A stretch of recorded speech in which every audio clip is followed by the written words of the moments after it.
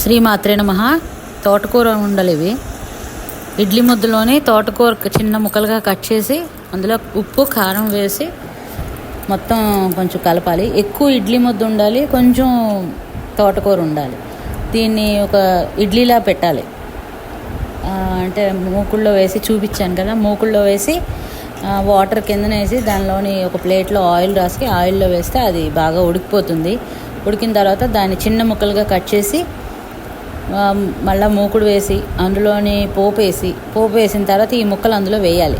వేసి చిన్న చింతపండు మొగ్గు తీసి వేసి, ఇష్టం ఉన్న వాళ్ళు చింతపండు మొగ్గు వేసుకుంటారు, లేదంటే అలా ఫ్రై చేసి కూడా తినచ్చు. లేదు ఇలా కూడా పుల్ల వేసుకొని కొంచెం నూలుగుండ వేసుకుంటే చాలా బాగుంటుంది. ట్రై చేయండి.